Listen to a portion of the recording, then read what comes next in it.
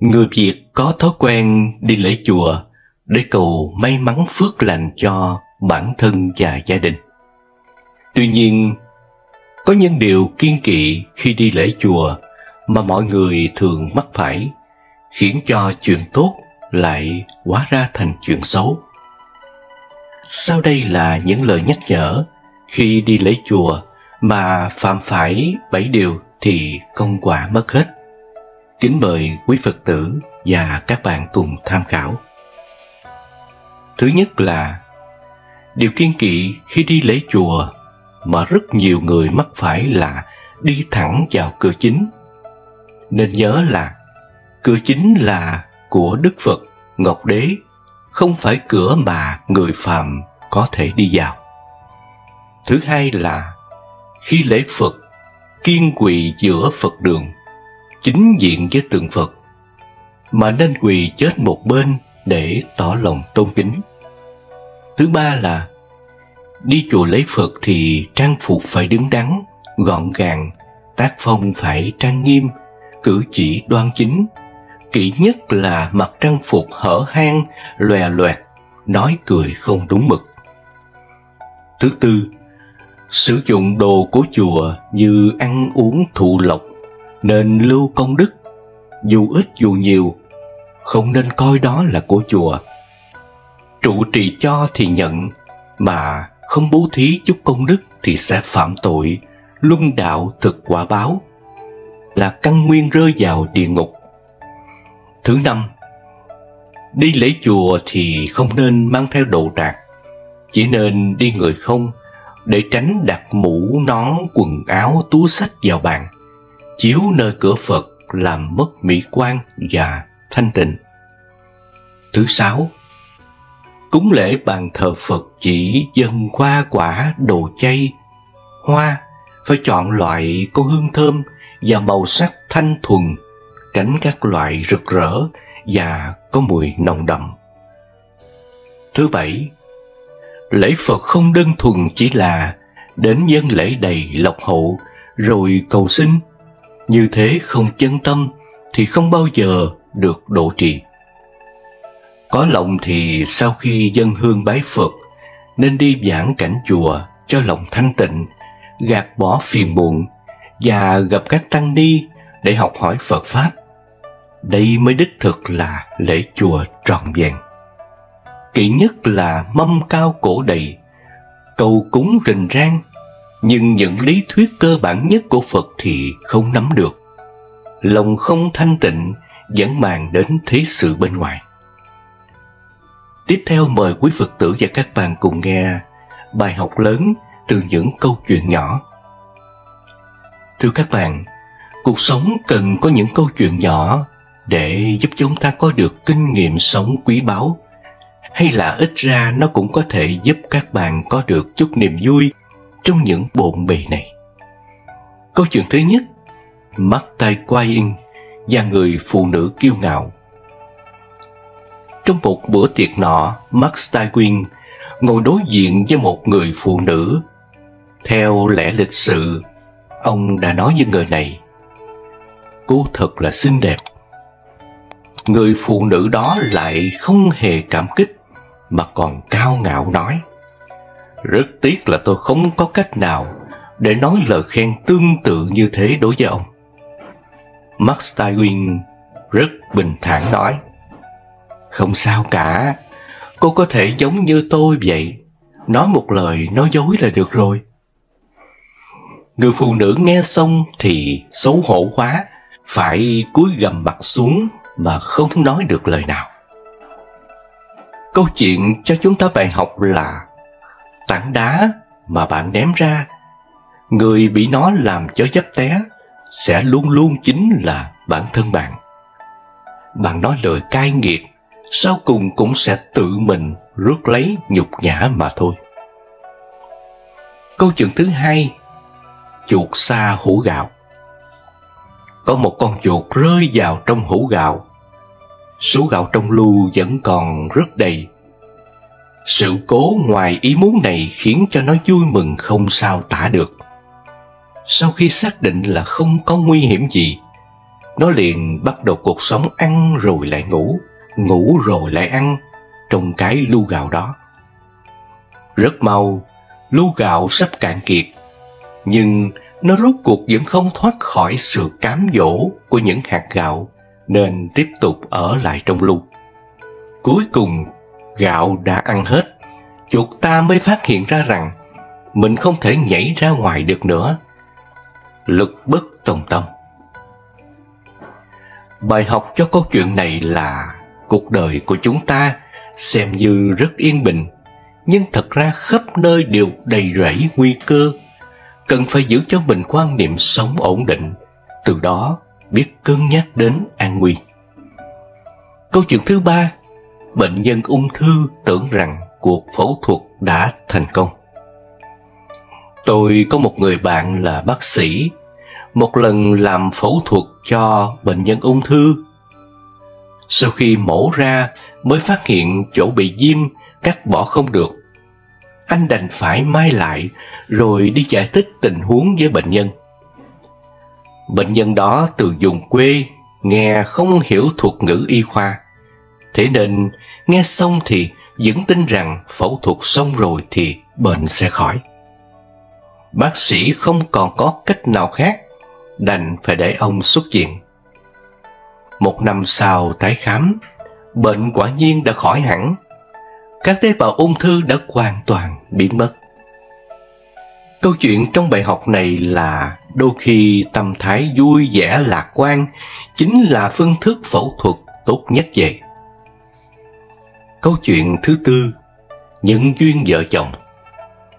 Năm đó, anh đang ngồi đợi bạn trong một quán cà phê. Một người con gái bước đến hỏi: "Anh có phải là người mà dì Dương giới thiệu đến để xem mắt hay không?" Anh ngẩng đầu lên nhìn cô một cái, bất chợt phát hiện đây chính là mẫu người mình thích. Lòng thì nghĩ thầm: sao không, lỡ nhầm rồi, đã nhầm cho trót luôn. Thế là vội vàng đáp: "Đúng vậy, xin mời ngồi." Ngày kết hôn, anh liền đem sự thật này nói với vợ. Người vợ cười một cái rồi nói: "Em cũng không phải là đến xem mắt, chỉ là mượn cớ để bắt chuyện với anh mà thôi." Bài học trong câu chuyện này đó là khi cơ duyên đã đến rồi thì đừng nên do dự mà hãy nắm chặt lấy nó. Câu chuyện thứ 5, hoa khôi lớp xấu xí. Các sinh viên nữ công khai bỏ phiếu bầu chọn hoa khôi của lớp.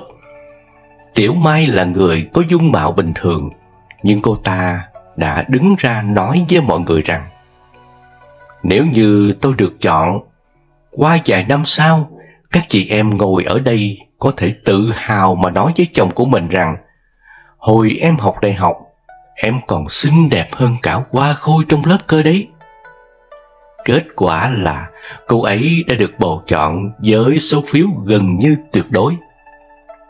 Bài học cho câu chuyện này là thuyết phục người khác ủng hộ bạn không nhất định là phải chứng minh rằng bạn xuất sắc hơn người khác như thế nào, mà là cần để cho người ta biết được rằng nhờ có bạn mà họ mới trở nên ưu tú hơn và có nhiều thành tựu hơn. Câu chuyện thứ 6, ông lão dứt bỏ đôi giày. Có một chuyến xe lửa đang chạy trên đường cao tốc. Randy không cẩn thận làm rơi một chiếc dép mới mua ra ngoài cửa sổ. Mọi người chung quanh đều cảm thấy tiếc cho ông. Bất ngờ, ông liền ném ngay chiếc giày thứ 2 ra ngoài cửa sổ đó. Hành động này của Randy khiến cho mọi người sửng sốt. Thế là ông bèn từ tốn giải thích: "Chiếc giày này bất luận đắt đỏ như thế nào, đối với tôi mà nói, nó đã không còn có ích gì nữa. Nếu như ai đó có thể nhặt được đôi giày, nói không chừng họ còn có thể mang dừa nó thì sao?" Bài học cho câu chuyện này là đối với nỗi thống khổ đã định sẵn là không thể vãn hồi, thì chi bằng hãy buông bỏ từ sớm. Câu chuyện thứ 7, hai con hổ có số phận khác nhau. Có hai con hổ, một con ở trong chuồng, còn một con thì ở nơi hoang dã. Hai con hổ đều cho rằng hoàn cảnh của bản thân mình không tốt, đôi bên đều ngưỡng mộ đối phương. Thế là chúng quyết định thay đổi thân phận với nhau. Lúc mới bắt đầu cả hai đều vô cùng vui vẻ, nhưng không lâu sau đó hai con hổ đều chết cả. Một con vì đói mà chết, còn một con u sầu mà chết. Bài học trong câu chuyện này là có những lúc mọi người nhắm mắt làm ngơ đối với hạnh phúc của chính bản thân mình, để rồi luôn để mắt đến hạnh phúc của những người khác. Thật ra, những gì mà bạn đang có chính là những điều mà người khác đang phải ngưỡng vọng. Thưa các bạn, cuộc đời là thế. Nhiều chuyện xảy ra theo cách không thể ngờ tới. Hy vọng sau khi nghe những câu chuyện này rồi, mọi lúc mọi nơi ai cũng có thể tự nhắc nhở bản thân mình vậy. Tiếp theo, kính mời quý Phật tử và các bạn cùng làm theo 5 điều Phật dạy để thay đổi cuộc đời. Phật dạy điều hay, lắng tai nghe, tĩnh tâm mà học, hành thiện giúp đời, cũng là giúp bản thân thay đổi cuộc đời và số phận. Thứ nhất là thức tỉnh giác ngộ. Để thay đổi cuộc đời, điều quan trọng nhất chính là sự thức tỉnh. Đời là bể khổ, nhân sinh là đau thương. Đâu có ai sinh ra đã hoàn hảo hay thành công được ngay. Nhưng không vì thế mà mãi đắm chìm trong thế giới mông lung, không chịu thức tỉnh phấn đấu những điều tốt đẹp cho bản thân, người xung quanh và cả nhân loại. Phật dạy, trong hạnh phúc luôn đi đôi với mầm mống đau khổ, bởi nó là thứ vô thường, tạm bợ mong manh. Vì sinh, già, bệnh, rồi thương yêu mà xa lìa khổ đau, oán ghét mà gặp nhau lại càng thêm khổ. Mong cầu không như ý cũng là khổ, và cuối cùng chết cũng khổ. Con đường khổ hạnh ép thân ta suy yếu, hành giả không đủ sáng suốt minh mẫn để đạt được mục đích giác ngộ và giải thoát. Vậy thì hà cớ chi sầu bi, ưu phiền khổ não không có ngày cùng?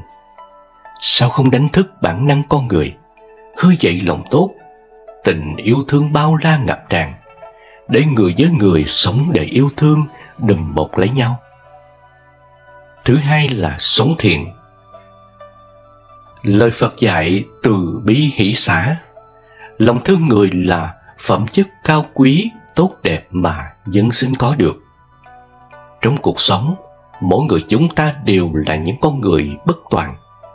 Nhưng nếu biết đặt ra cho đời mục đích hướng thiện, bản thân ta sẽ hoàn thiện từng ngày. Cái thiện và cái ác luôn tồn tại song song trong cuộc sống này, ở mỗi con người chúng ta. Ranh giới giữa cái tốt và xấu cũng mong manh khôn lường. Kèm theo đó là luật nhân quả nghiệp báo. Nhân duyên là do ý trời, mọi việc diễn ra theo cơ duyên, nhưng tất cả được quyết định từ ý chí và tâm hồn của mỗi người. Hôm nay bạn gieo nhân thiện thì ngày mai ắt được quả lành. Đời có vay có trả, có được có mất, có hạnh phúc có đau thương. Nhưng mà để làm chi? Khi nhắm mắt xuôi tay, lìa xa cõi đời rồi thì tất cả chỉ là cát bụi hư vô. Vậy nên Phật dạy điều hay, lắng tai mà nghe, tĩnh tâm mà học, hành thiện giúp đời, cứu vớt số phận khổ đau. Cả nhân loại cùng nhau sống thiện, hướng tới cuộc sống tốt đẹp, bình an. Thứ ba là thay đổi bản thân, thay đổi thế giới. Muốn thay đổi vạn vật trong thế giới, hãy bắt đầu từ chính bản thân mình. Đừng tưởng cá nhân bé nhỏ, không ảnh hưởng tới tập thể to lớn.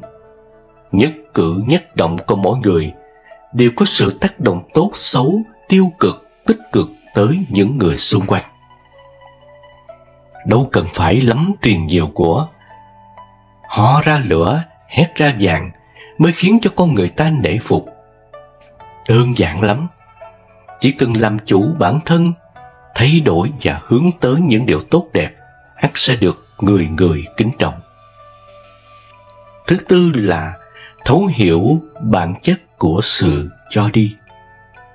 Phật dạy rằng cho đi chính là nhận lại.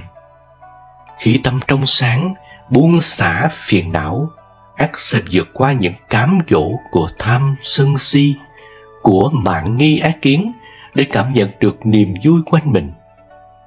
Hôm nay bạn mở lòng cho đi thứ gì, thì ngày mai bạn sẽ nhận được những thứ còn quý giá hơn thế.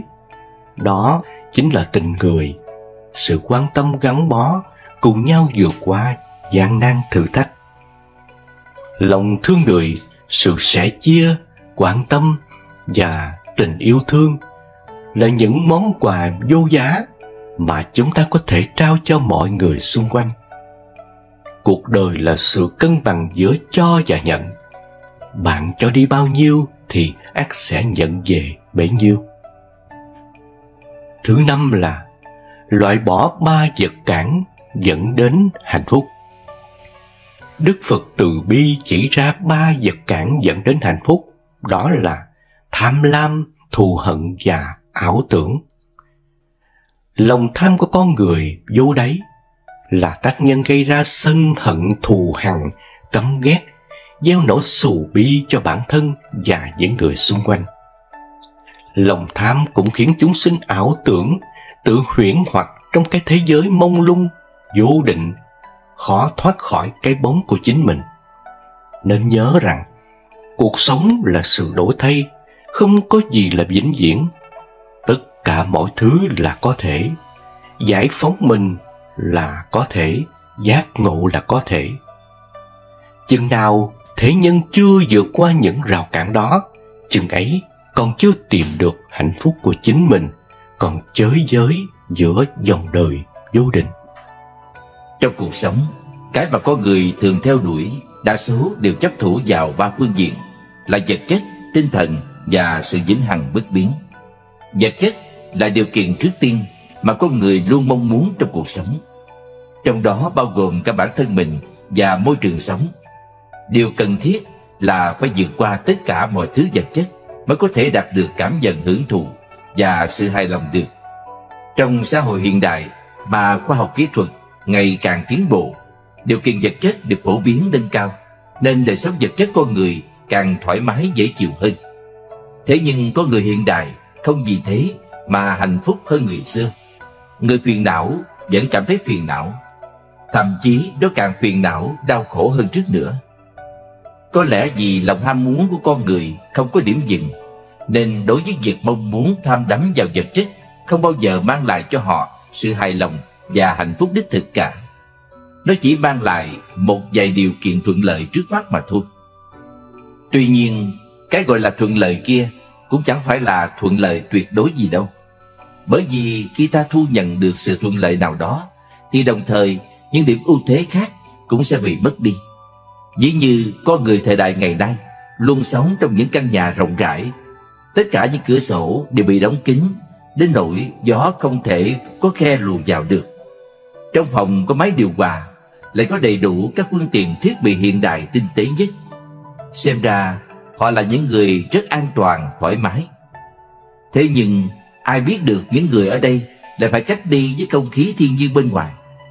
Vì thế nên họ cũng sẽ mất đi mối liên kết giữa mình với thiên nhiên. Thế mới biết đối với sự mong cầu ham muốn vật chất cũng không phải là cái để chúng ta nương tựa dựa dẫm vào. Đối với sự ham muốn tìm cầu về mặt tinh thần, quả thật vô cùng trừu tượng. Vì đây là sự cảm nhận, sự trải nghiệm và thể hội bên trong của mỗi cá nhân con người. Con người sẽ khác đi khi tầng lớp cuộc sống tinh thần sai khác. Người có tầng lớp tinh thần thấp kém không thể nào hội nhập vào cuộc sống vật chất, nên họ nghĩ rằng cuộc sống chẳng có ý nghĩa gì cả. Nhưng người có cuộc sống tinh thần thì khi họ đọc sách, họ có thể lãnh hội được nhiều đạo lý trong đó. Đối với họ, đọc sách chính là một cảm giác được hưởng thụ. Tục ngữ có câu: trong sách vốn có kho vàng quý báu, trong sách vốn có viên ngọc như ý. Điều này không nên nói rằng đọc sách thì nhất định sẽ đem đến cho ta vật chất giàu có, mà khi đọc mỗi một cuốn sách, nó có thể mang lại cho chúng ta cảm giác trưởng thành, sự nương tựa và cảm giác được an ủi về mặt tinh thần. Nghệ thuật và tôn giáo cũng như thế, đặc biệt là về mặt tín ngưỡng tôn giáo. Nếu ta tin rằng có cõi trời, cõi Phật và cõi tịnh độ, hoặc tin rằng trong cõi tâm tối này chắc chắn có các vị thần linh, chư Phật và Bồ Tát đến cứu giúp chúng ta, đó cũng là một chuỗi liên hoàn trong cuộc sống tinh thần. Còn như sự vĩnh hằng bất biến, thật sự đó là cái mà chúng ta không bao giờ theo đuổi tìm thấy được. Bởi lẽ trên thế giới chẳng có cái gì gọi là vĩnh hằng bất biến cả. Cho nên Đức Phật thường giảng về vô thường, nghĩa là không có cái gì gọi là vĩnh hằng bất biến, mà chỉ có cái gọi là thường xuyên thay đổi. Nguyên tắc này chẳng bao giờ đổi thay. Cho nên vô thường chính là cái vĩnh hằng bất biến. Nếu mọi người đều hiểu rõ, bất cứ sự vật nào trên thế gian này cũng đều thay đổi, chứ không thể thường xuyên là vĩnh hằng, mà không chấp thủ vào sự tồn tại của cõi vĩnh hằng đó, thì có thể đạt đến cảnh giới giải thoát rồi vậy. Đứng trên quan điểm của Phật giáo để nói, thì trong ba điều kiện vật chất, tinh thần và sự vĩnh hằng, nói đến vật chất và tinh thần là cái cần được nâng cao. Nhưng cõi vĩnh hằng là cái trống rỗng như hư không, cho nên chúng ta không cần phải nhập công theo đuổi cõi vĩnh hằng. Theo đuổi tìm cầu, chấp thủ vào lý tưởng huyễn hoặc không thật, thì chắc chắn sẽ nảy sinh ra nhiều vấn đề phiền toái, rắc rối hơn. Chỉ bằng ta nên đối diện với thực tế một cách chắc chắn. Nếu như có thể sống đúng như thật, rõ ràng như trong đời sống này, thì ta không còn cảm thấy phiền não hay đau khổ nữa. Đây chính là cái sống cứu cánh nhất và tốt đẹp nhất. Có lẽ có người sẽ nghi ngờ và hỏi rằng, nếu thành Phật là bậc cứu cánh nhất, thì lẽ nào Đức Phật chẳng phải là cõi vĩnh hằng bất biến sao? Thật ra, hạnh nguyện của Đức Phật luôn ban trải, tồn tại khắp nơi, không chỗ nào là không có. Vì thế mà không có cái tồn tại khắp nơi, không có mặt nơi nào cả. Ngài không phải có mặt bất cứ nơi nào một cách cố định, nhưng cũng không phải tồn tại bất cứ một nơi nào. Mặc dù bình thường chúng ta không cảm nhận được sự tồn tại của Đức Phật, nhưng mỗi khi chúng ta cần gặp Ngài, thì tinh thần, hạnh nguyện của Ngài tự nhiên cùng tồn tại với chúng ta. Cho nên cõi vĩnh hằng đích thực chính là không có cõi vĩnh hằng, mà là vượt trên cả cõi vĩnh hằng vậy. Không lìa xa phiền não, cũng không khởi lên phiền não. Trong Kinh Pháp Hoa có dạy, Đức Phật thường đem cõi ta bà này để ví dụ với nhà lửa ba cõi. Cái gọi là ba cõi ấy chính là chỉ dục giới, sắc giới và vô sắc giới. Chúng sinh trong cõi dục giới luôn chạy theo tìm cầu để hưởng thụ năm thứ dục lạc, nên gọi là ngũ dục. Ngũ dục chính là năm thứ sắc, thanh, hương, vị, xúc. Cũng có người nói là tài, sắc, danh, thực, thùy, chung quy đều chỉ sự hưởng thụ tham đắm vào vật chất, không muốn xa lìa.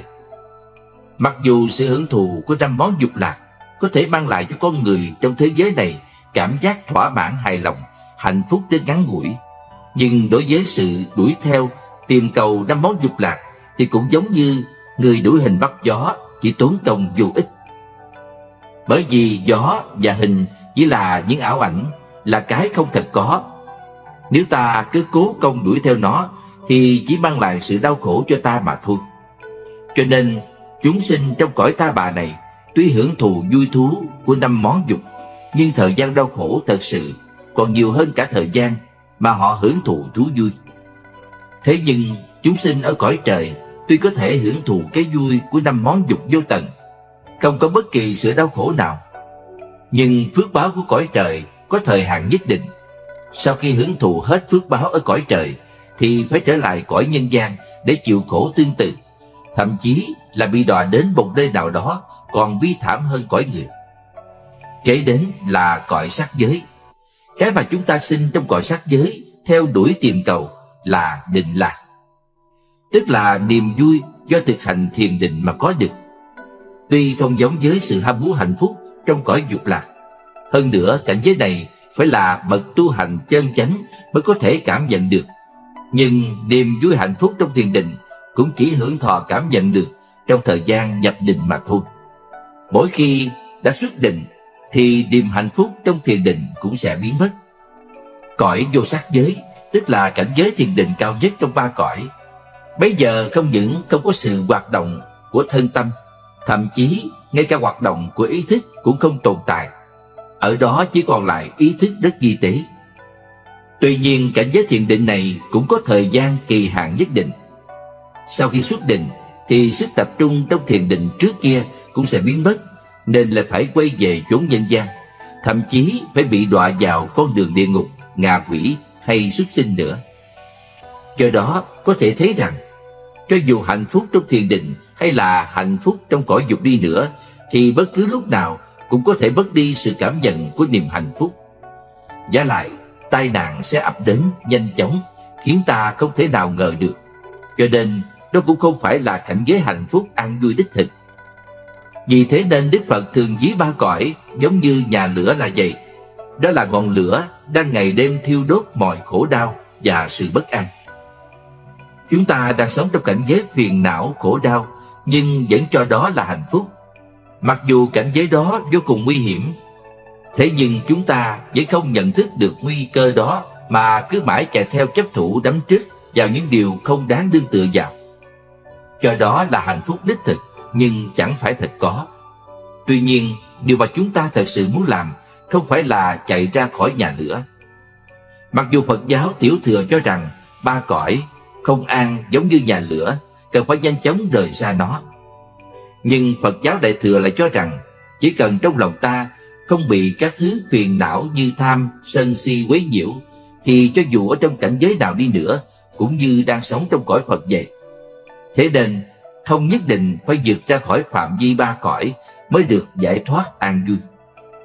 Vì thế, chư Phật và Bồ Tát mà giáo pháp đại thừa từng nói, nghĩa là các ngài không xa rời ba cõi, mặc dù cũng sống chung trong ba cõi với chúng sinh, nhưng lại không chịu cái khổ của ba cõi lôi kéo. Môi trường sống của các ngài và chúng ta giống nhau, thế nhưng trong lòng các ngài không còn có cảm giác lo sợ, tham ái chấp thủ, oán giận, nghi ngờ hay bất an.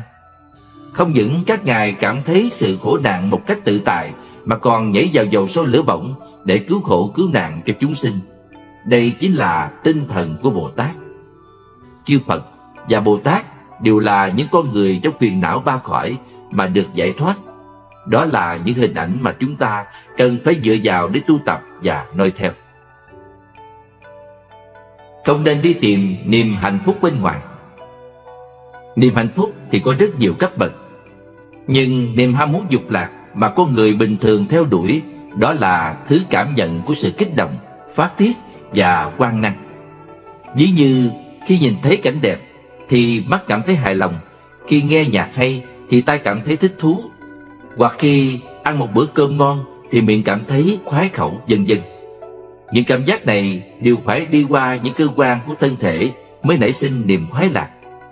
Khi cơ quan cảm giác bị kích thích, bấy giờ trong lòng xuất hiện cảm giác ngây ngất sung sướng vô cùng. Nhưng thứ cảm giác khoái lạc này chỉ đê bê trong chốc lát, chứ không buông thả hoàn toàn. Ta lấy ví dụ uống rượu để rõ hơn. Khi uống rượu vào quả thật rất khoái khẩu, người cảm thấy lân lân, nhưng khi say rồi thì đau khổ không thể dùng lời để diễn tả được. Đặc biệt cơn giày dò ngất ngưỡng say ngủ của ngày hôm sau lại càng khó chịu hơn. Cho nên sau khi các giác quan thân thể bị kích thích đạt đến khoái cảm thì bao giờ cũng để lại di chứng. Vả lại mức độ kích động mạnh còn cao hơn những lần trước kia, nên không bao giờ cảm thấy hài lòng, thoải mái được. Trong sự ham muốn khoái lạc, ngoại trừ bị kích thích bởi các cơ quan bản năng ra, còn có một thứ khoái lạc do cảm giác mang lại. Sống trong đời không chỉ để cảm nhận các quan năng đầy đủ, mà còn hưởng thụ cảm giác từ nội tâm. Đó cũng là mục tiêu theo đuổi của chúng ta. Ví như trong quá trình sáng tác văn học nghệ thuật cũng vậy, niềm đam mê sáng tác luôn mang lại niềm vui trong lòng. hoặc khi đọc sách, bỗng nhiên tâm ta lãnh hội được điều hay trong đó. Bấy giờ lòng ta cảm thấy vô cùng vui vẻ, nên cũng muốn để cho mọi người có được cảm giác này. Hoặc là trước kia ta không biết nghệ thuật biểu diễn, nhưng bỗng chốc học biết được, và lại còn được mọi người thưởng thức, khen ngợi nhiều hơn. Điều khiến cho người khác cảm thấy vui vì sự thành tựu của mình. Tuy nhiên, niềm vui nào cũng có giới hạn. Niềm vui tạm thời sau đó cũng tiêu tan, chỉ còn lại cảm giác không hài lòng. Và lại mỗi khi quá vui, quá đầy đủ, khiến ta cảm thấy kiêu ngạo, thì cảm giác đau khổ luôn rình rập kéo đến sau đó. Sở dĩ nói bên ngoài có người còn có người khác, bên ngoài trời còn có cõi trời khác, là cảnh giới mà ta không bao giờ theo đuổi kịp. Khi sự thành tựu của bản thân đạt đến một trình độ nào đó, và còn muốn tiếp tục vươn tới cảnh giới cao hơn. Tuy nhiên, cuộc sống con người luôn có điểm chung của nó. Đến cuối cùng, khi không thể phá nổi gốc rễ nữa, thì bản thân đành phải đầu hàng dừng lại. Bấy giờ một cảm giác lạc lõng bơ vơ luôn đeo bám lấy mình. Vì cuộc đời mình sắp đến hồi kết thúc, nhưng lại không biết phải đi về đâu, nên mới không kìm nổi sự hoài nghi về bản thân mình, về con đường phía trước, rốt cuộc là con đường nào. Bây giờ nếu không có sự dẫn dắt của tín ngưỡng tôn giáo, thì khó tránh khỏi mờ mịt hoang mang. Nên cảm thán nói rằng, thật chẳng biết ai là người vất vả, ai là người bận rộn hơn đây. Thật ra theo đuổi cảm giác đầy đủ và niềm vui vẻ hạnh phúc cũng không có gì sai cả, vì nó là quá trình thúc đẩy trong đời sống con người. Động lực thúc đẩy con người luôn tiến lên phía trước đó mãi mãi không ngừng. Nếu người bình thường không có cảm nhận sự thành tựu của bản thân để làm động lực sống, thì sẽ cảm thấy cuộc sống thật vô vị, chẳng có ý nghĩa gì. Nhưng điều mâu thuẫn nhất là khi ta vất vả khổ sở theo đuổi tìm cầu cảm giác thành tựu, nhưng lại phát hiện mục tiêu theo đuổi đó không phải là niềm hạnh phúc đích thực. Đây chính là vì lòng người nói chung luôn bị dao động xáo trộn. Nếu như không nói với vườn chuyền cây, như ngựa trong nơi đồng nồi, thì cũng nghĩ ngợi lung tung, chẳng bao giờ dừng nghỉ, không có cách gì để điều phục bản thân mình. Trong tình huống này, ngay cả bản thân mình cũng không biết rốt cuộc là hạnh phúc hay khổ đau. Cảm giác không rõ ràng về hạnh phúc hay khổ đau này, bản chất nó vốn là khổ. Vì thế, nói chung, khi người ta cảm thấy buồn chán vô vị, thì họ luôn luôn đi tìm một người nào đó để nói chuyện tâm sự, tán gẫu, hoặc là đọc sách, đọc báo, hay nghe nhạc, hoặc tìm một vài trò chơi giải trí nào đó, làm thú tiêu khiển cho bản thân để giết thời gian, khiến cho sức tập trung của bản thân có nơi nương tựa gửi gắm. Nếu không thì chẳng biết phải đặt tâm này vào đâu nữa. Tuy nhiên, khi tu tập thiền định có thể giúp tâm tư chúng ta tập trung vào một thể thống nhất. Còn niềm vui trong thiền định được mất là do bản thân tự gánh chịu trách nhiệm. Có thể tránh được điều đáng tiếc sau này, trừ phi thoát khỏi niềm khoái lạc do ngũ dục mang lại. Con người khi ở trong thiền định, tâm tư không chấp thủ, đắm trước vào bất cứ một cảnh giới nào cả. Nếu nói có dựa dẫm gửi gắm vào, thì cũng chỉ ở trong một niệm mà thôi. Bởi vì tâm dựa vào một niệm, nên tâm có thể bình an.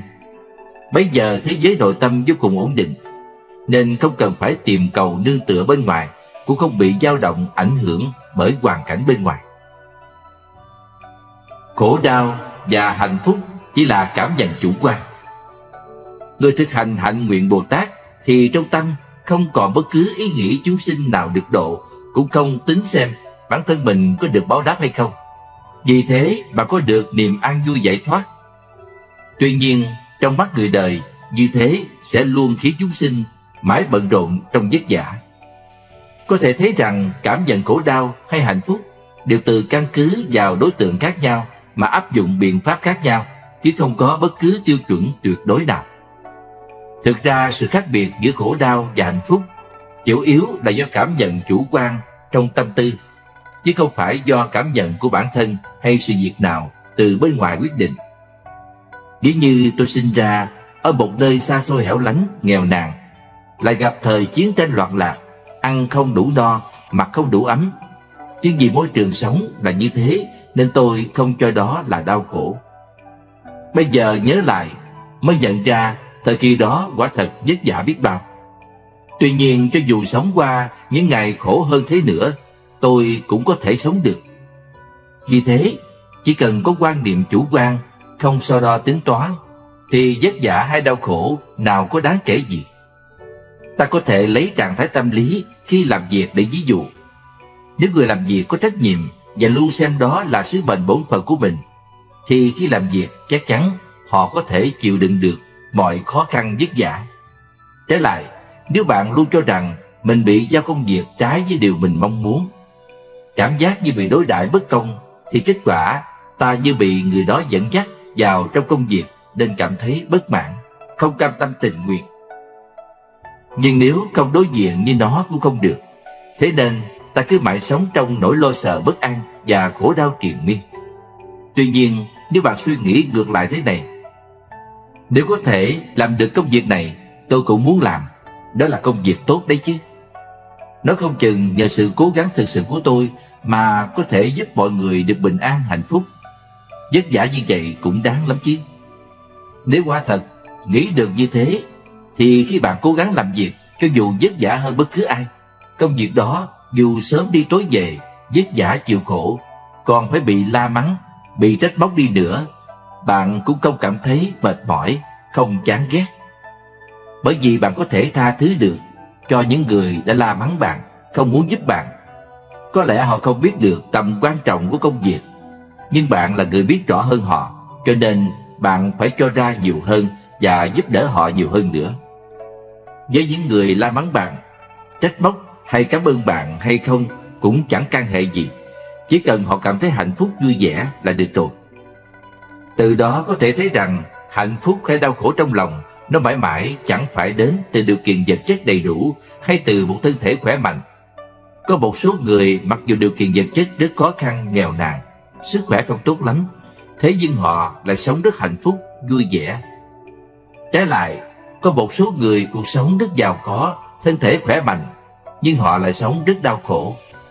Vì thế, trên thực tế, đau khổ là một trạng thái và sự cảm nhận từ nội tâm. Nếu trạng thái tâm lý của bạn là trạng thái tâm lý đau buồn khổ sở, thì cho dù sống trong hoàn cảnh nào chăng nữa, bạn cũng cảm thấy đau khổ. Có một số người quan niệm rằng sau khi lên cõi trời thì con người sẽ không còn bất cứ nỗi khổ đau hay phiền muộn gì nữa. Thực ra, nếu nỗi phiền muộn trong lòng bạn quá nhiều, cho dù bạn ở thiên đường đi nữa cũng như đang sống trong địa ngục vậy. Trái lại, nếu trong lòng bạn không có chút phiền muộn nào, thì cho dù bạn đang ở địa ngục cũng như ở thiên đường mà thôi. Nếu đau khổ và hạnh phúc đều là sự cảm nhận từ nội tâm, thế thì chúng ta cũng có thể thay đổi quan niệm từ trong sự cảm nhận đó. Giống như khi một phụ nữ mang thai, cô ấy không biết khi sinh đứa bé này ra là trai hay gái, tướng mạo của nó đẹp hay xấu. Thực ra cảm nhận tốt hay xấu, trai hay gái về đứa con đều là thứ cảm nhận hết sức chủ quan. Nếu cứ để cho sự suy đoán về đứa con làm chủ, quả là chẳng công bằng tí nào. Thế nên ta có thể tự nhủ mình, dù sao thì trai hay gái, đẹp hay xấu cũng đều là con của ta cả thôi. Để đến khi con ra đời thì chẳng biết còn oán trách gì nữa đây. Tương tự, đối với công việc cũng vậy. Mặc dù chúng ta đã cố gắng làm hết sức, nhưng kết quả thế nào đi nữa cũng không quan trọng. Nếu kết quả tốt thì tất nhiên điều đó tốt, nhưng nếu kết quả không tốt thì không nên buồn khổ hay khó chịu. Vì bản thân mình đã cố gắng hết sức. Nếu như mãi mãi không thể nhìn thấy được ánh sáng của sự vật, dù xảy ra bất cứ việc gì, bạn cũng nên xem điều đó sẽ giúp ích cho bạn, mà vui vẻ đón nhận nó mới có thể rời xa đau khổ và đạt được niềm hạnh phúc. Sở dĩ gọi thú vui của ngũ dục là vì do sự kích động của thế giới bên ngoài nên cảm nhận được niềm hạnh phúc trong chốc lát. Song niềm ham muốn khoái lạc cũng có phân cấp bậc thứ lớp. Ví như niềm ham muốn khoái lạc ở cõi người và cõi trời không giống nhau. Đồng thời, niềm ham muốn khoái lạc của loài động vật và niềm ham muốn khoái lạc của loài người cũng hoàn toàn khác nhau. Cho dù cùng là cõi người đi nữa, nhưng vì môi trường sống, trình độ văn hóa, kiến thức nông cạn và phạm vi rộng hẹp của ý chí hoài bão mà có niềm ham muốn khoái lạc với cấp bậc thứ lớp khác nhau, chứ không thể nói một cách khái quát được. Chúng ta thử lấy niềm ham muốn khoái lạc của cõi trời để ví dụ. Nam nữ ở cõi trời không cần phải xúc chạm thân thể, chỉ cần hai bên nói chuyện với nhau, nắm tay nhau hoặc nhìn nhau bằng ánh mắt. Bây giờ, sự trao đổi tâm linh của hai bên nảy sinh điều vô cùng kỳ diệu. Sở dĩ có điều kỳ diệu, đó là vì con người ở cõi trời tuy có thân thể nhưng không giống với nhục thể của loài người, mà đó là một thân thể mềm mại, uyển chuyển nhẹ nhàng. Ví như khi con người bài tiết ra mồ hôi, nếu trong một thời gian không chịu tắm rửa sạch sẽ, thì da thịt thân thể cảm thấy ngứa ngáy vô cùng khó chịu. Thế nhưng trái lại, thân thể của người cõi trời vô cùng thoải mái nhẹ nhàng, sạch sẽ, không có vấn đề này. Cho nên sự hưởng thụ vật chất của cõi trời và hưởng thụ vật chất của loài người hoàn toàn khác nhau. Cấp bậc hưởng thụ niềm ham muốn dục lạc cũng không giống nhau. Tuy nhiên, niềm ham muốn dục lạc của loài người và loài động vật cũng khác biệt. Đối với loài động vật thì ngoài việc đáp ứng đầy đủ nhu cầu bản năng ra, chẳng có niềm ham muốn khoái lạc nào khác. Song đối với loài người thì khác. Ngoài sự ham muốn của bản năng ra, con người còn có niềm hạnh phúc vui vẻ do trình độ văn hóa mang lại. Vì thế, cũng là niềm vui hạnh phúc. Thế nhưng có một số người theo đuổi nó là do sự kích động, lại có một số người theo đuổi vì muốn thưởng thức nó. Thử lấy ví dụ việc cắm hoa. Người cắm hoa nghệ thuật sau khi suy nghĩ, họ đã tạo thành một bình hoa tuyệt đẹp như một bức tranh. Thực ra, loài hoa trong thiên nhiên nhìn đâu cũng thấy, chứ chẳng có ý nghĩa đặc biệt gì. Thế nhưng khi đã qua tay người khéo léo, người có tâm hồn biết thưởng thức, thì chúng trở nên xinh đẹp lạ thường. Nhưng nếu không hiểu nghệ thuật cắm hoa là gì, hoặc đặt sai vị trí, thì bình hoa đó sẽ trở nên kệch cỡm và khó coi. Có thể thấy rằng, đối với việc thưởng thức, cảm nhận cái đẹp cũng có phân thứ lớp cấp bậc. Nếu người thật sự biết thưởng thức cái đẹp, thì họ không chỉ thẩm thấu bằng mắt thường, mà còn thẩm thấu bằng cả nội tâm mình. Thế nhưng, nội tâm cần phải có trình độ nhận thức. Nếu không có trình độ nhận thức, thì không dễ gì lãnh hội được cái đẹp này. Tuy nhiên, trình độ nhận thức này không nhất định phải có học vấn hay kiến thức gì cả. Người không có học vấn, không có kiến thức cũng có thể thông qua nội tâm để nhìn thế giới này. Chỉ cần dùng tâm để nhìn cẩn thận, tỉ mỉ. Nếu chúng ta nhìn thế giới này với tâm hồn lương thiện, tốt đẹp, vui vẻ, thì thế giới này sẽ tốt đẹp và thánh thiện biết bao. Thế nhưng, niềm vui của ngũ dục chỉ là niềm vui tạm thời, kể cả khi chúng ta ngắm nhìn một bức tranh đẹp, thưởng thức một ca khúc, hay đọc một cuốn sách hay cũng thế. Tất cả những thứ đó đều thuộc về niềm ham muốn khoái lạc tạm thời. Chỉ là khi niềm vui do thẩm thấu bằng sự thưởng thức, thì cấp bậc ấy tương đối cao. Nó có thể để lại trong đầu chúng ta ấn tượng sâu sắc hơn, lâu dài hơn. Cổ nhân có câu, nhiễu lương tam nhật, có nghĩa là khi chúng ta thưởng thức một ca khúc hay, âm luật trầm bổng du dương vẫn còn đọng lại trong đầu chúng ta. Sau khi nghe qua vẫn có thể lưu lại mãi trong lòng không dứt. Hoặc là khi ngắm nhìn phong cảnh đẹp, mặc dù trải qua thời gian dài suốt mấy tháng, thậm chí là suốt cả cuộc đời, thế nhưng trong đầu vẫn còn đọng mãi ấn tượng tốt đẹp. Cảm nhận hưởng thụ cấp bậc cao này, có khi nó có thể vượt hẳn niềm ham muốn khoái lạc đơn thuần, nhưng lại gần gũi sâu sắc, thậm chí đạt đến thứ lớp cấp bậc tín ngưỡng tôn giáo. Cho nên, nếu chúng ta muốn theo đuổi niềm hạnh phúc, cũng phải theo đuổi niềm hạnh phúc có tầng lớp cao và phẩm chất cao thượng. Nếu niềm vui đó có thể lên đến cấp bậc triết học hoặc tín ngưỡng tôn giáo thì càng tốt hơn. Cống hiến không vì mục đích. Trên quan điểm lập trường của Phật giáo để bàn luận, thì niềm vui giải thoát mới là niềm vui rốt ráo. Thế nhưng con đường duy nhất để theo đuổi tìm cầu giải thoát chính là thực hành hạnh Bồ Tát. Song nhiều người coi thực hành hạnh Bồ Tát như là việc vô cùng cao sâu không thể làm được. Họ thường nghĩ bản thân mình là tầng lớp thấp kém, vốn không đạt tiêu chuẩn để thực hành hạnh Bồ Tát. Vì thế, khi gặp tôi, họ thường bảo: bạch sư phụ, bởi vì cảnh giới tu hành của ngài cao rồi, cho nên thầy mới có thể thực hành hạnh Bồ Tát được. Thật ra tôi cũng là người bình thường. Theo kinh nghiệm bản thân tôi thì thực hành hạnh Bồ Tát chẳng phải là một việc khó làm. Vả lại, tôi cũng không cảm thấy bản thân mình đang nói ba hoa khoác lác, hay chỉ nói trên trời dưới bể gì cả. Sự thật, chỉ cần mỗi người muốn thưởng thức thử nghiệm cũng có thể dễ dàng làm được. Nếu làm được bao nhiêu thì có thể sẽ hạnh phúc bấy nhiêu. Niềm vui giải thoát không nhất định phải đợi đến khi giải thoát triệt để mới thực hành được. Chỉ cần bước trên con đường này thì mỗi một bước đi đều có niềm hạnh phúc giải thoát, mà không có bất cứ sự miễn cưỡng nào cả. Ví như mỗi một người đều có địa vị của mình. Hơn nữa, mỗi người thường kiêm nhiều chức nên có nhiều địa vị. Chỉ cần chúng ta có thể gánh vác nổi trách nhiệm của các chức vụ đó, làm hết trách nhiệm nghề nghiệp của mình, thì có thể nếm được mùi vị của giải thoát.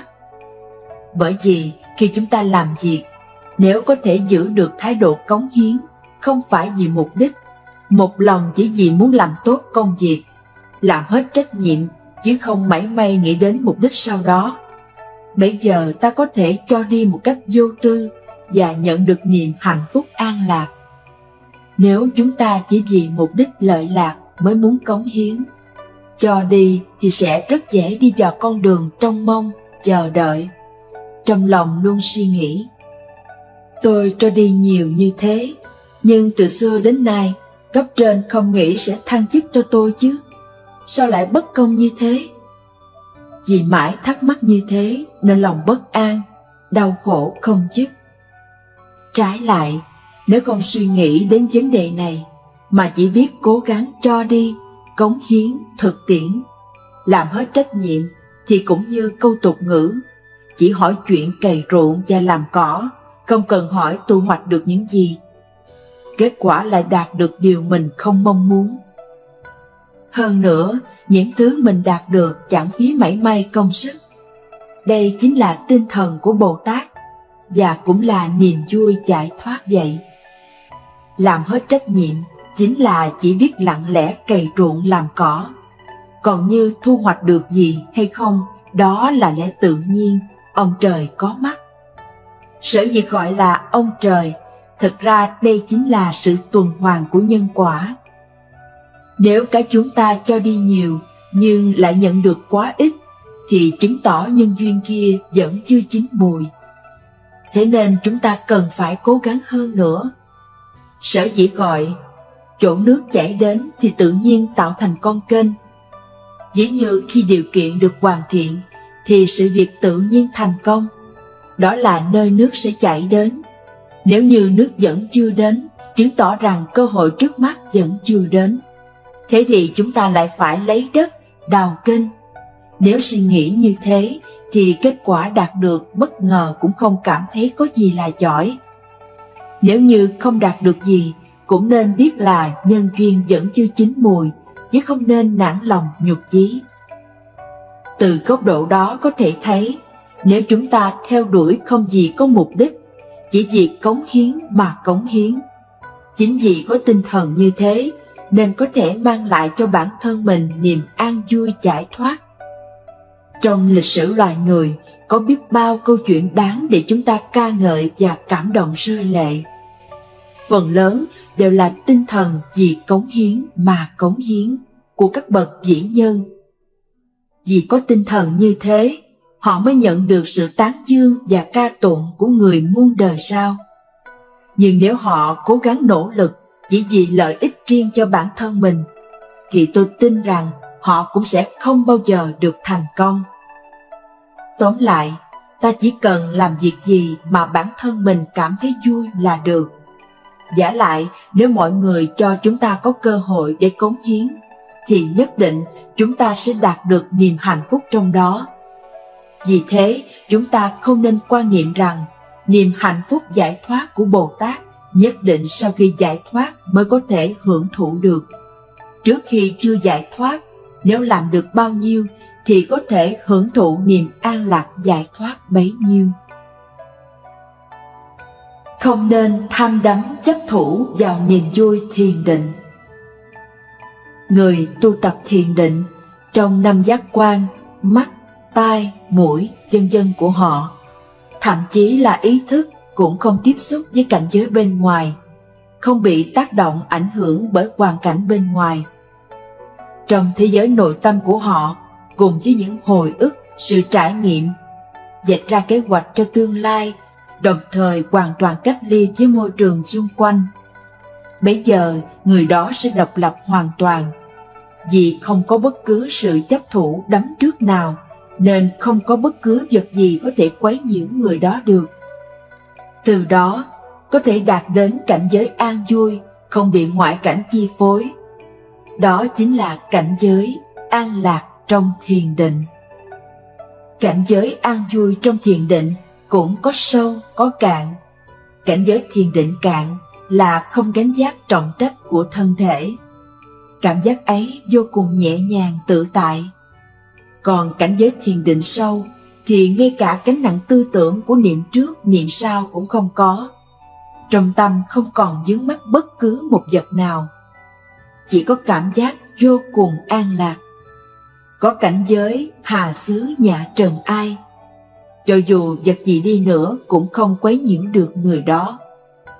Song, cho dù ở trong cảnh giới thiền định sâu hay thiền định cạn chăng nữa, cũng còn có tự ngã trung tâm. Trong cảnh giới thiền định sâu, tuy không phân biệt có cái ta bản ngã chẳng phải của ta, nhưng cảm giác an vui trong thiền định vẫn còn tồn tại, nên vẫn còn có cái ta bản ngã. Nếu thiền định càng sâu thì càng mất đi cảm giác có thời gian và không gian. Sau khi đi vào thiền định, cảm giác chỉ trong thời gian rất ngắn, nhưng thực tế đã trải qua những mấy tiếng đồng hồ, thậm chí là qua mấy ngày nhưng vẫn không biết. Đã không có cảm giác về thời gian thì chứng tỏ không có bất cứ vọng niệm hay cảnh huyễn hóa xen kẽ vào trong đó. Trong đầu không xuất hiện bất cứ cảnh giới nào cả. Đây không phải là trạng thái mê ngủ, cũng chẳng phải là trạng thái tử vong, mà là không khởi lên bất cứ tác dụng tâm niệm nào. Tuy không khởi tác dụng tâm niệm, nhưng cái ta vẫn còn tồn tại trong đó. Người sau khi ngồi thiền xong xuất định sẽ cảm thấy thân thể thoải mái, nhẹ nhàng, không gì có thể sánh được. Điều này chính là vì khi nhập định, đầu óc được thư giãn, thân thể cũng được nghỉ ngơi hoàn toàn. Trong khoảng thời gian đó, các tế bào và những lỗ chân lông trong cơ thể đều được thông thoáng, không bị ngăn ngại, không có cảm giác căng thẳng, bức bách khó chịu. Đây mới là cảm giác nghỉ ngơi hoàn toàn triệt để. Vả lại, có thể so sánh với cảm giác nghỉ ngơi đạt được khi ngủ là đầy đủ. Bởi vì khi ngủ, ý thức vẫn cứ hoạt động không ngừng, nên không thể so với cảm giác được nghỉ ngơi thật sự. Niềm vui trong thiền định có thể nói là niềm hạnh phúc được giải phóng. Nó như cảm giác sau khi sinh xong đứa con, thì cảm giác đau đớn như trời đất quay cuồng trước kia không còn nữa. Chỉ còn lại cảm giác vui vẻ không thể nói được. Cảm giác khi chúng ta nhập định cũng như vậy. Vì thường ngày gánh nặng trong đầu óc chúng ta quá nặng, nên các dây thần kinh trong thân thể cũng bị ảnh hưởng rất nhiều. Nhưng khi đi vào cảnh giới thiền định, thì những gánh nặng trong thân tâm hoàn toàn được giải thoát, tiêu diệt không còn thấy nữa. Cảm giác an lạc hạnh phúc như thế, ai lại chẳng thích ư? Vả lại, cho dù niềm an lạc hạnh phúc trong thiền định hay là niềm vui sau khi đã xuất định, vẫn cảm thấy thoải mái nhẹ nhàng, không có gì so sánh được. Nếu người nào đã trải nghiệm qua cảm giác này, thì sau khi xuất định cũng đều muốn nhập định lại. Họ muốn tiếp tục ngồi thiền mãi. Cho nên người hưởng thụ qua cảm giác an vui thiền định không tránh khỏi cảm giác nhàm chán thế gian, không muốn gặp bất cứ người nam hay nữ nào, cũng không tham đắm vào các món ngon vật lạ. Bởi vì bất cứ niềm vui nào trong thế gian cũng không so sánh được với niềm vui trong thiền định. Trong đó bao gồm cả niềm vui bị kích thích bởi năng lực cơ quan cũng không so kịp được. Thế nhưng, nếu người tham đắm chấp thủ vào niềm vui thiền định, thì giống như loài rùa vậy. Khi gặp phải kẻ thù và bị thú dữ tấn công, thì nó lập tức thu tất cả 4 chân, đầu và đuôi vào trong giỏ để bảo vệ mình không bị tổn thương. Bây giờ, cho dù kẻ thù có muốn ăn nó cũng không thể nào ăn được, mà chỉ biết cắn vào cái vỏ cứng của nó mà thôi. Vì thế, niềm vui trong thiền định thật sự không phải là niềm vui rốt ráo nhất. Mục đích tu tập thiền định của chúng ta nhằm đi sâu vào lãnh vực trí tuệ, làm nền tảng thực tiễn để hành đạo Bồ Tát, tự lợi và lợi tha.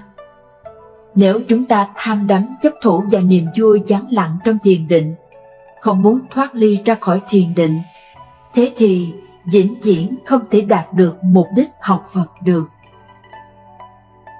Người an lạc hạnh phúc nhất. Thiền định có thể khiến cho thân tâm chúng ta buông bỏ gánh nặng tạm thời, để hưởng thụ tất cả cảm giác thoải mái nhẹ nhàng.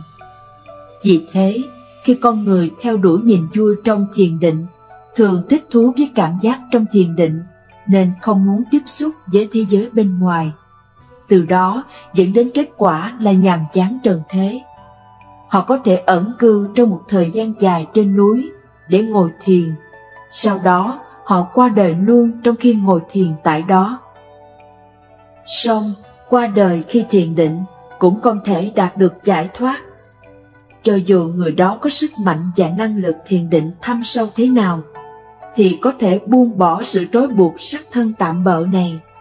Nhưng nếu chấp thủ tham đắm vào niềm vui trong thiền định, sau khi chết có thể lựa chọn cõi trời thiền định, tiếp tục nhập định ở đó. Sau khi trải qua một thời gian dài, khi sức mạnh thiền định không còn nữa, thì người đó sẽ trở lại nhân gian. Có lúc thậm chí ngay cả nhân gian cũng không được, mà phải bị đọa lạc vào con đường súc sinh hoặc những cảnh giới khác. Sở dĩ bị đọa vào cảnh giới này là vì khi còn sống ở đời, tư tưởng và quan niệm của người đó không rõ ràng, chưa hề làm những việc tốt hay kết những duyên lành, cũng chẳng tạo được phước báo gì cả, chỉ là công phu thiền định giỏi. Cho nên đợi sau khi định lực mất hết, lại phải nhận lấy quả báo trong đường sinh tử. Người đó có thể trở thành thần tiên, cũng có thể trở thành ma quỷ. Nhưng cho dù thế nào đi nữa, thì người đó cũng phải bị luân hồi, vẫn phải chịu quả khổ đau trong dòng sinh tử luân hồi. Người có quan niệm tiêu cực, luôn nhàm chán thế gian như vậy, những người này không hề có tâm niệm muốn cứu độ chúng sinh. Họ chỉ biết trốn tránh sự thật, đâu biết rằng phàm người nào trốn tránh sự thật cũng như đang trốn tránh hình bóng của mình vậy. Cho dù trốn đến đâu thì hình bóng kia vẫn cứ đuổi theo ta mãi, dồn dãy thế nào đi nữa cũng không mất. Vì thiếu nợ người ta thì cần phải trả lại, chỉ cần sức lực khi thiền định không còn nữa thì phải trở lại trong cảnh giới khổ đau để nhận lấy quả báo đau khổ. Cho nên thiền định cũng không thể giải thoát được. Con đường chỉ dẫn của Phật Pháp thì thiền định chỉ là một quá trình, một thứ công cụ để tu tập. Nếu tu hành mà không có nền tảng thiền định, thì con người rất dễ bị ảnh hưởng bởi môi trường xung quanh, bị kích động và mê hoặc hấp dẫn của nó. Cộng thêm sự ham muốn của bản thân không cách gì ngừng lại được, nên mới tạo ra vô số nghiệp xấu ác. Nếu con người có trải qua kinh nghiệm tu tập thiền định, chắc chắn họ biết rằng niềm vui thú của ngũ dục không phải là cứu cánh. Cùng lắm thì chỉ có thể bớt tạo nghiệp xấu ác, chỉ không thể tâm lúc nào cũng theo ý mình. Bất cứ khi nào cũng có thể làm chủ được bản thân, nắm rõ được hành động của mình, nên không chịu bất cứ ảnh hưởng nào từ bên ngoài chi phối. Chúng ta cần phải lấy công phu tu tập thiền định làm nền tảng, nhưng do công phu tu tập thiền định này vẫn chưa đủ, cho nên cần phải tinh tấn hơn nữa để tìm cầu con đường giải thoát.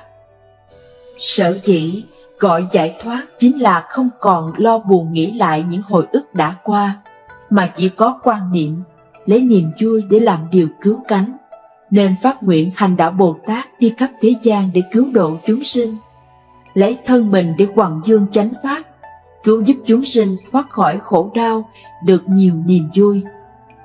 Nếu có thể làm được như thế, tuy là bản thân mình ra đời sống chung với những người khác, cũng không bị ảnh hưởng môi trường xung quanh và mê hoặc hấp dẫn được.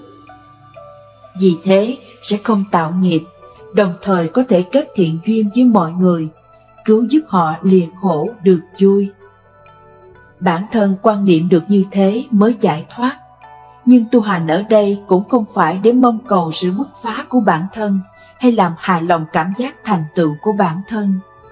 Người thực hành hạnh Bồ Tát không bao giờ nghĩ đến bản thân mình, mà chỉ biết cố gắng cống hiến cho người khác không hề mệt mỏi.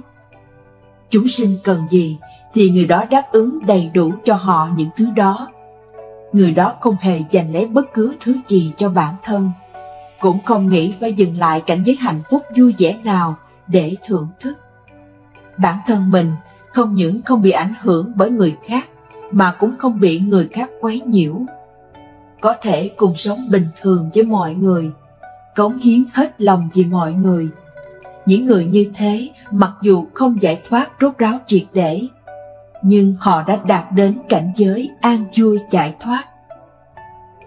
Người thực hành hạnh Bồ Tát vì còn làm những việc khổ nhọc trong cuộc đời, cho nên trong mắt người khác có lẽ cho rằng người đó sống vất vả khổ sở. Nhưng thực ra người đó cống hiến cho cuộc đời không phải vì ham muốn mong cầu cho bản thân. Cho dù họ không nhận được gì cũng chẳng hề tính toán. Đây mới thật là người hạnh phúc nhất. Lòng từ bi của sự cảm nhận và thông cảm với thân thọ có thể giúp chúng ta trừ bỏ được sự đắm trước, chống lại những điều mê hoặc hấp dẫn của người khác. Nhưng trong xã hội biết bao kẻ mạnh hiếp đáp kẻ yếu như thế. Cho dù ta có lấy lòng từ bi để đối xử với mọi người thế nào đi nữa, thì chưa chắc họ đã đem lòng từ bi đối xử lại với ta. Bởi vì khi đứng trước sự tranh giành quyền lợi, tài sản và sắc đẹp, thật khó tránh khỏi lo lắng bản thân mình sẽ chịu thua thiệt. Đem lòng từ bi đối xử với người khác, trước mắt xem ra như ta đang bị thiệt thòi. Nhưng nếu đặt ở phạm vi lớn hơn, thì chúng ta phát hiện ra chẳng bị thiệt thòi tí nào cả. Vả lại, cuối cùng đối với bản thân mình hay người khác đều có lợi ích. Ví như khi đi trên chiếc cầu độc mộc, nếu như hai người đang đi trên cầu không chịu nhường bước nhau, thì kết cuộc là cả hai bên đều bị tổn thương, chứ không thể khác được. Tục ngữ có câu: hai con hổ vì miếng mồi ngon mà tranh giành nhau. Nếu như có một con chết, thì con kia cũng bị thương.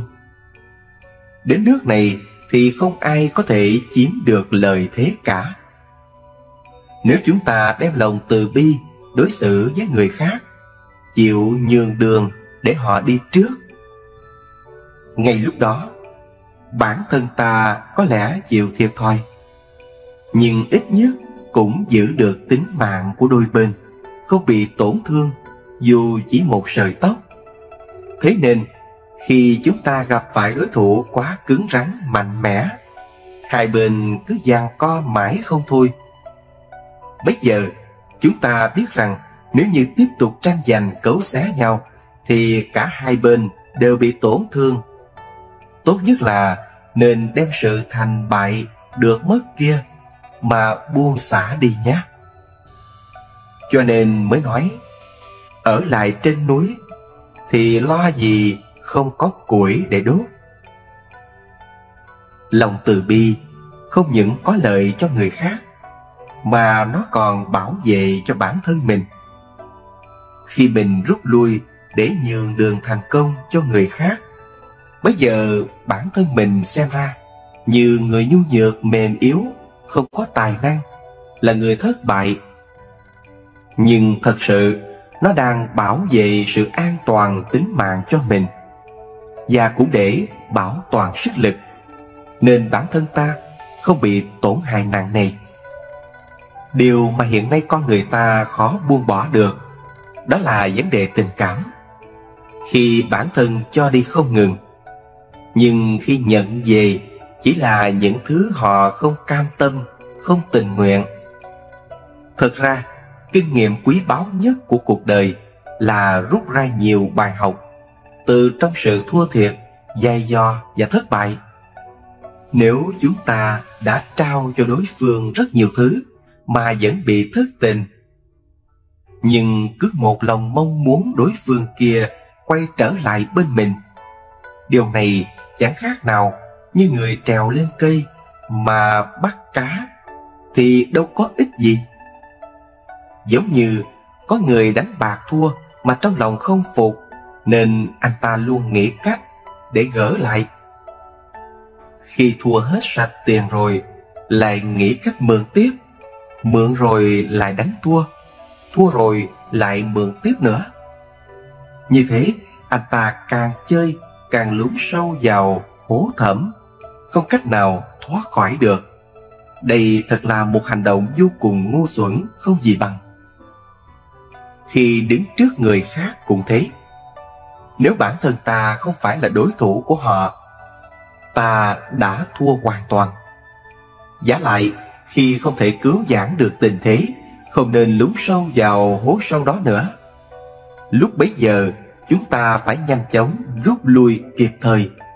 Cho dù ta có chịu thua, bị thiệt thòi một chút cũng chẳng sao. Chỉ cần có thể ngăn chặn được tình thế này, rút ra được bài học kinh nghiệm là được. Đây chính là từ bi đối với bản thân mình vậy. Khi đem lòng từ bi đối đãi với người khác, mặc dù có một vài người cảm ơn ta, nhưng đa số mọi người đều cho rằng đây là nguyên nhân khiến họ mạnh hơn bạn. Cho nên bạn không đạt được gì cả, là bạn đáng đời. Cái mà họ cướp được là họ đáng được hưởng, cũng không cần phải cảm ơn bạn làm gì. Khi gặp phải tình huống này, ta không nên xem đó là sự sỉ nhục hay mất mát, cũng không nên mặc cảm tự ti. Vì lòng từ bi chủ yếu là nhìn từ một góc độ nào đó để suy nghĩ bảo vệ bản thân. Người Trung Quốc thường nói, việc nhân đức thì không được nhường bất kỳ ai. Khi bạn đem lòng từ bi để đối đãi với người khác, nhưng đối phương lại được đàn chân lân đàn đầu, làm hại hết người này đến người khác, khiến ta không thể cứ tiếp tục nhượng bộ được nữa. Đứng trước cảnh tranh giành quyền lợi được mất, tất nhiên ta phải dùng trí tuệ để suy nghĩ tính toán. Nếu như đã nắm chắc được điều gì thì phải dũng cảm tiến thẳng lên phía trước, phải dùng hết sức mình để giành đến cùng. Nếu không thì đối phương sẽ còn làm tổn thương đến nhiều người khác nữa. Lòng từ bi đối với người khác chính là nhường cho họ có một lối đi. Thế giới này là một cộng đồng mà ta và người cùng sống chung trong đó. Khi ta nhường cho người khác có được hạnh phúc, vui vẻ, tự do, có hy vọng, thì cuối cùng chắc chắn bản thân ta cũng sẽ được lợi ích. Cho nên lòng từ bi không chỉ làm lợi ích cho người khác, mà trên thực tế cũng chính là để bảo vệ cho bản thân mình.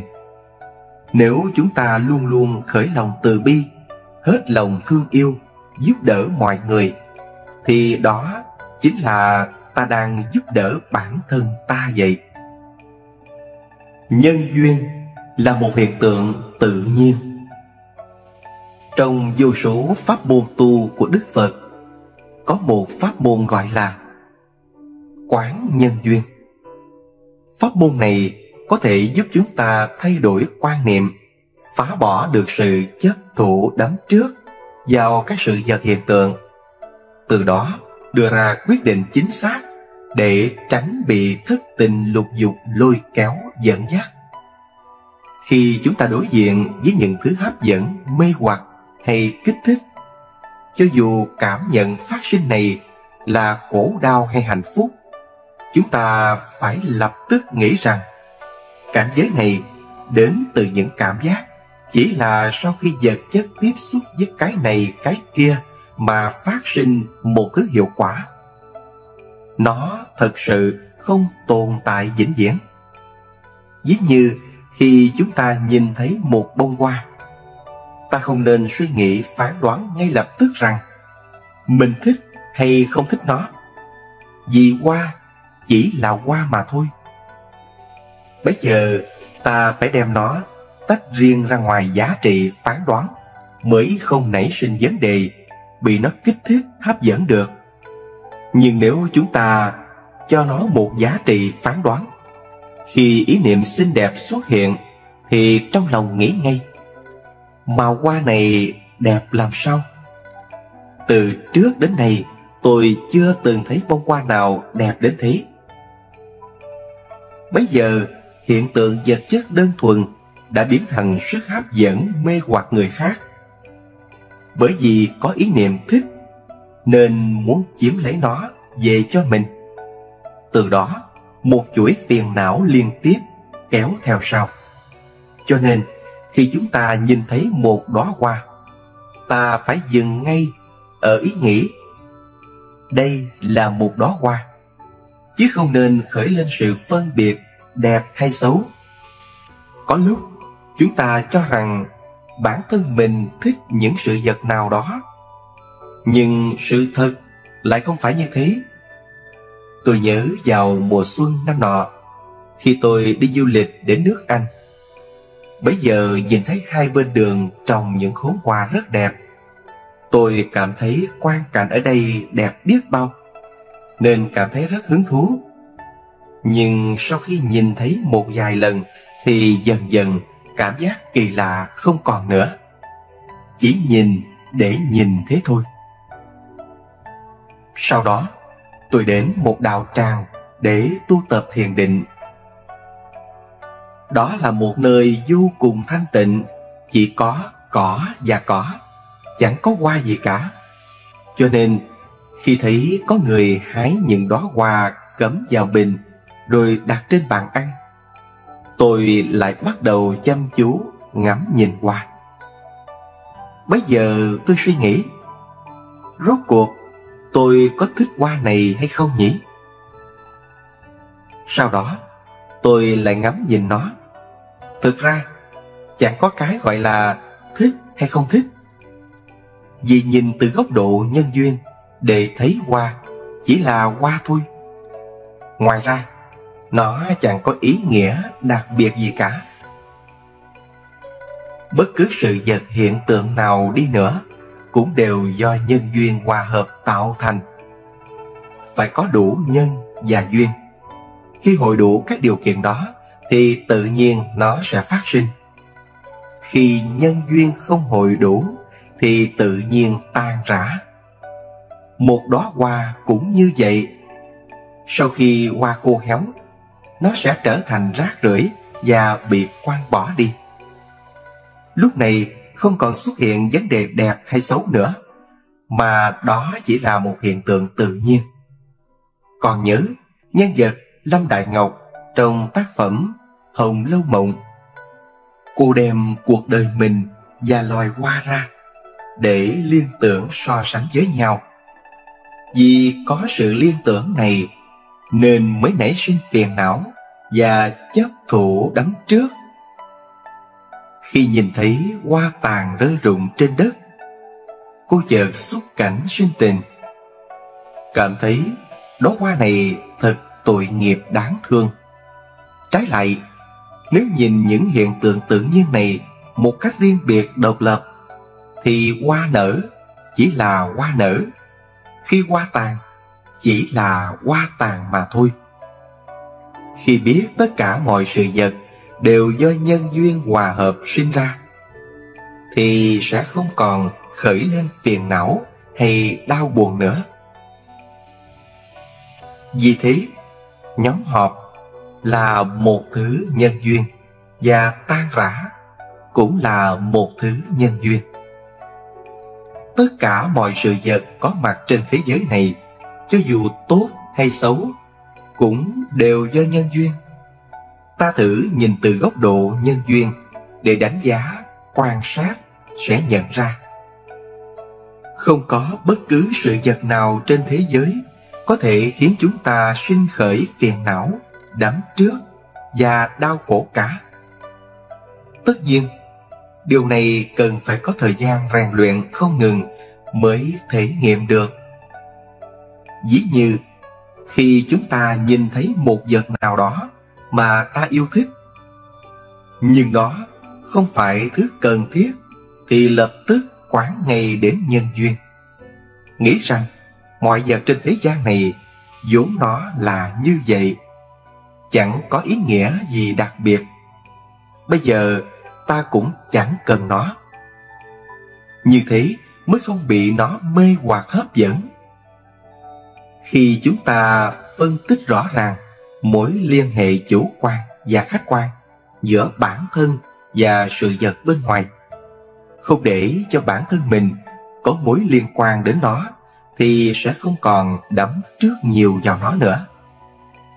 Chẳng hạn, khi ta đến cửa hàng bách hóa, nhìn thấy nhiều quần áo và hàng mỹ phẩm đẹp đẽ, nhưng ta không thể mặc, cũng không thể dùng nó. Vì thế, nó và ta chẳng có bất cứ mối liên quan nào. Khi đã không có bất cứ mối liên hệ nào với mình, thì sẽ không có vấn đề bị nó mê hoặc. Phân tích rõ vấn đề. Không có mối liên quan và có mối liên quan, đó chính là quán nhân duyên. Nhưng cũng có một số người không hiểu lý lẽ này, nên có lúc chỉ vì cảm giác thích thú, hiếu kỳ, liền mang những thứ mà ta không cần thiết về nhà.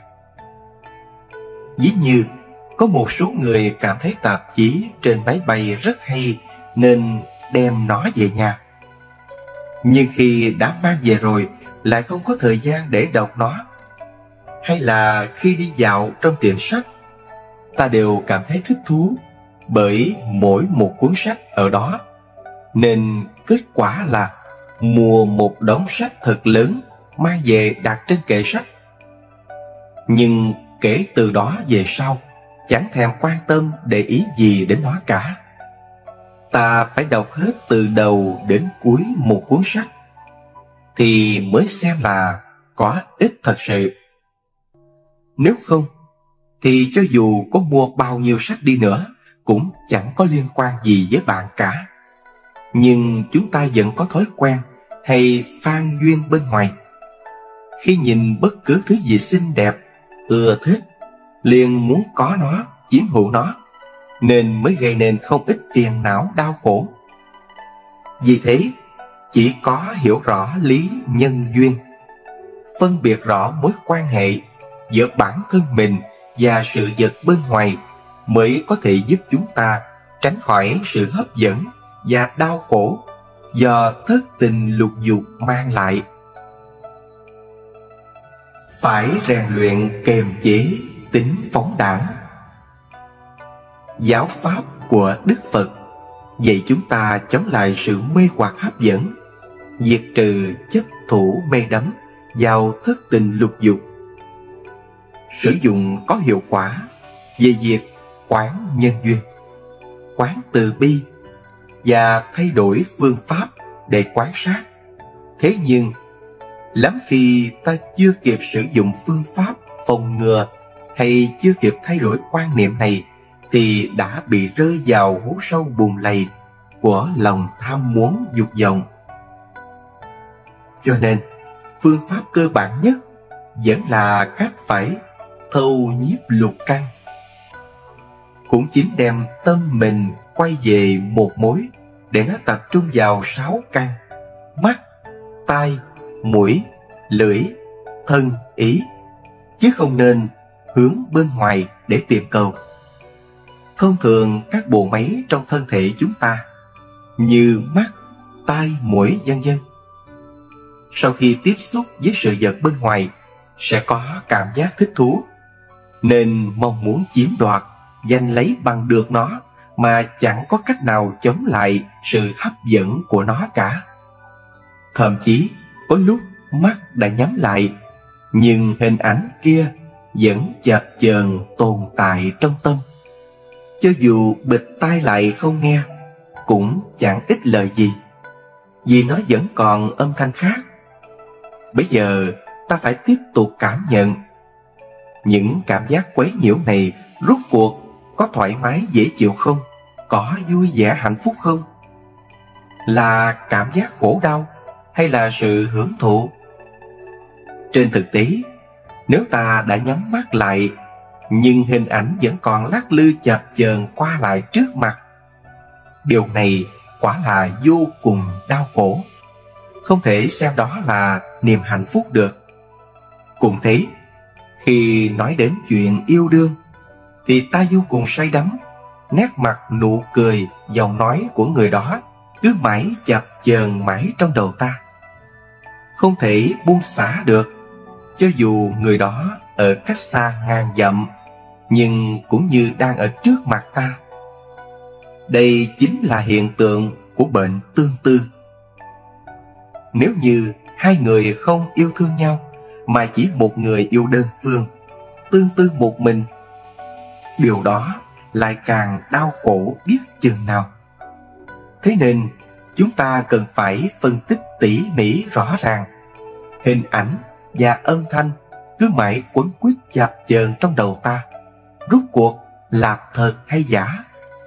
Khi ta mở mắt nhìn kỹ hình ảnh trong đầu thì có lẽ sẽ không còn thấy nữa.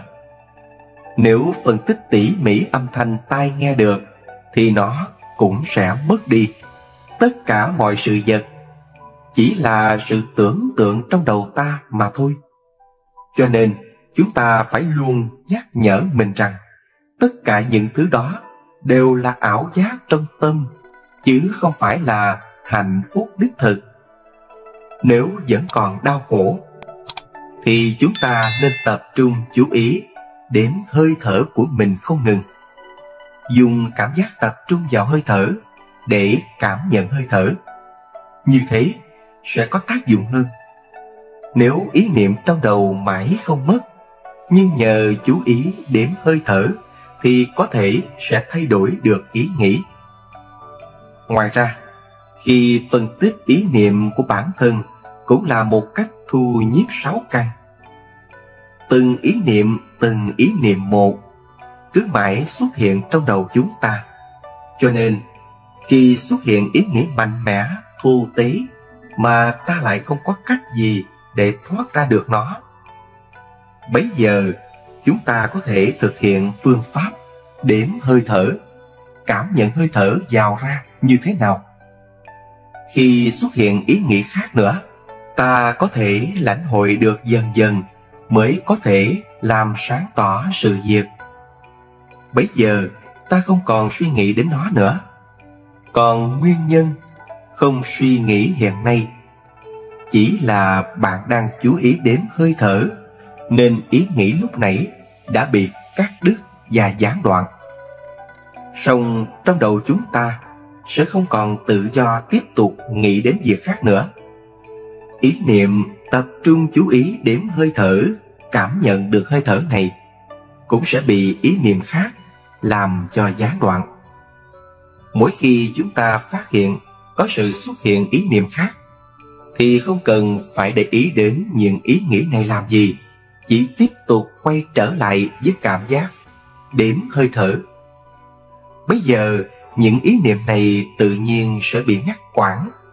Cứ lấy ý niệm bị cắt đứt ngắt quãng này đang xen vào nhau. Như vậy thì ý niệm đó sẽ biến thành từng đoạn một.